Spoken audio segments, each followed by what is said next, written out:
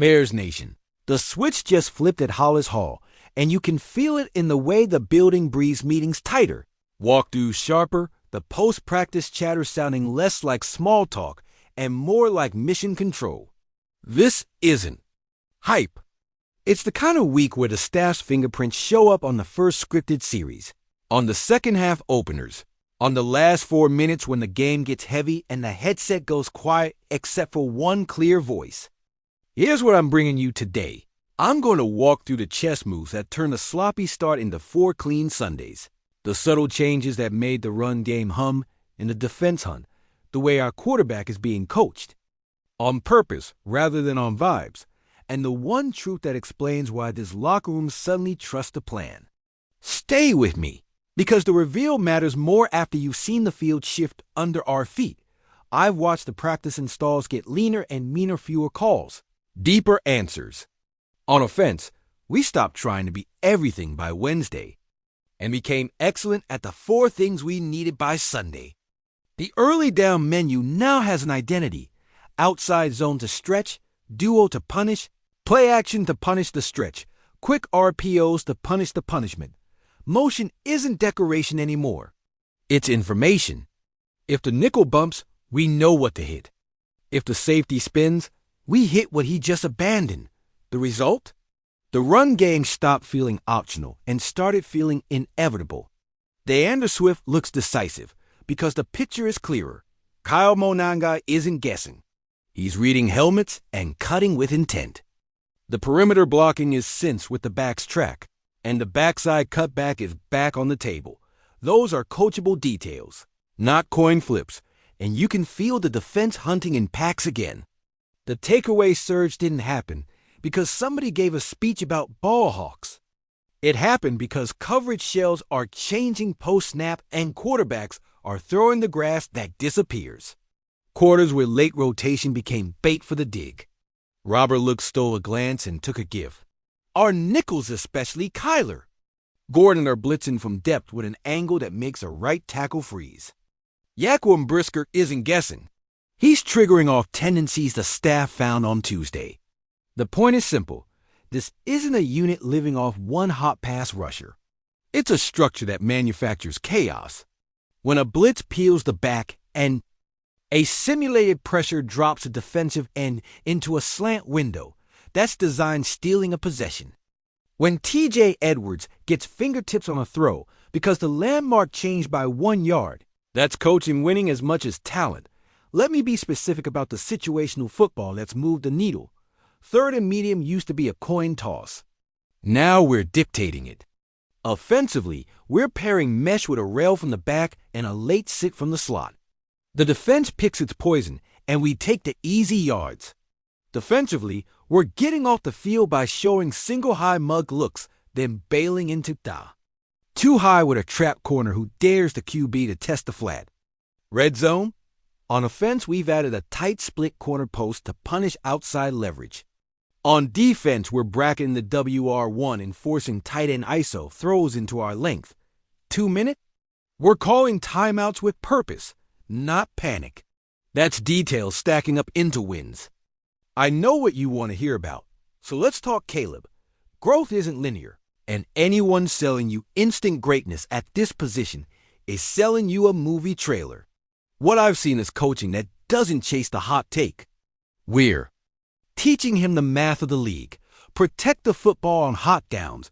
Win with your feet to buy a throw, not to run from a read. And take the profit on first down so you can steal on second. His plan versus pressure is cleaner now hot built into the concept, not bolted on. The keepers are coming at the right time, not just after a dead series. The quick game has answers versus cloud and replace, not just man. Do I want the ball out faster on some snaps? Yes. Do I want fewer hero balls in the bracket coverage? Of course. But I see a staff coaching out bad habits and coaching in Sundays that travel in bad weather.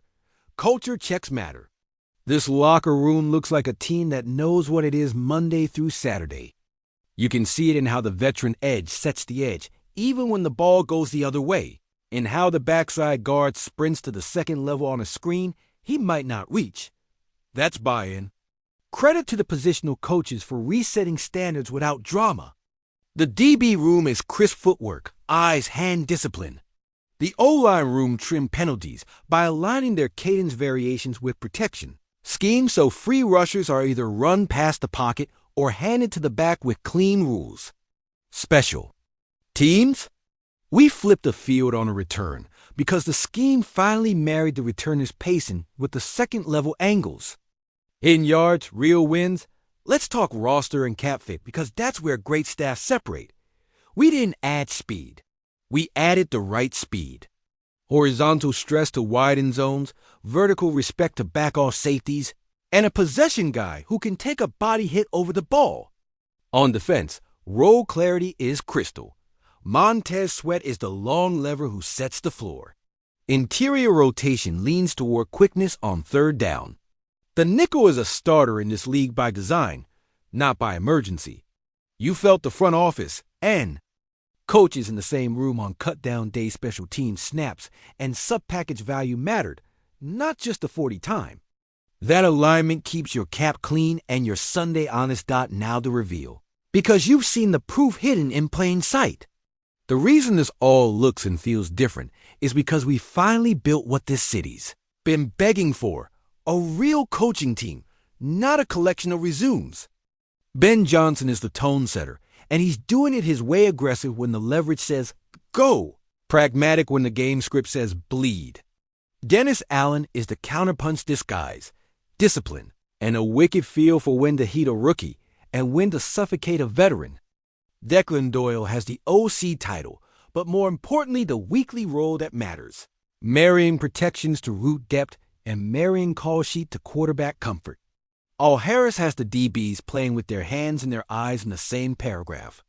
The assistants are aligned, not auditioning. That's the dream team, not a billboard. A group that lifts the roster, fixes problems on Monday, and answers questions on Sunday without making speeches about it. I want you to see how this staff handles adversity because that's the tell. Secondary dings? We didn't panic in the soft shell. We taught depth and used the sideline as a defender. Pass rush cold? We green-dogged backs and stole a sack with a corner cat you don't spam, you spring. Run game stalling? We tag duo too. Punish like boxes and use nub formations to force run fits we liked. These are not highlight ideas. They're weekday habits that show up when the game tightens. And when a team knows the plan will give them a chance late, the mistakes don't snowball. They reset and answer. That's coaching holding the rope. Short term, here's what I expect. Third down efficiency keeps trending up because the answers are repeatable. Red zone TD rate stabilizes as we lean into condensed sets and rub elements that don't draw flags when taught right. Turnover margin stays positive because the disguised structure we're living in creates one extra mistake a game from the other sideline. Medium term, the leap comes when Caleb strings 3 clean weeks of boring good football on time, on rhythm, and then 2 or 3 special throws when the defense dares him. That's coming because the staff is building it, not wishing for it. And for the big picture thinkers, January football is about identity and answers. This group has one and is building the other. When you can win a Sunday where your QB is C+ because your defense took the ball and your run game stole the clock, that's not luck. That's structure. When the following week you win because your QB hit second window throws on time and your DC lived in too high and made their OC impatient, that's coaching range. That's the difference between a hot team and a real one dot. So here's my concise read on the headline you came for. This is the best assembled staff this franchise had in years because it's coherent. Ben Johnson sets the tempo and owns the critical downs. Dennis Allen builds a defense that takes the ball without living on hero plays. Declan Doyle and the position coaches connect Tuesday's whiteboard to Sunday's grass. The strategy fits the roster. The language fits the quarterback, and the results fit the city. Tell me what you're seeing. Do you feel the same shift in the way this team solves problems in-game? And which coach's fingerprints are you noticing the most in these last few weeks?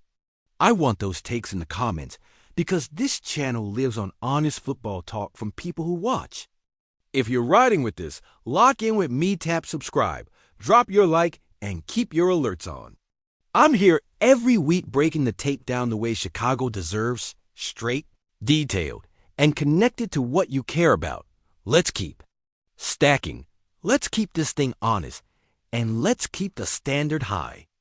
Bear down.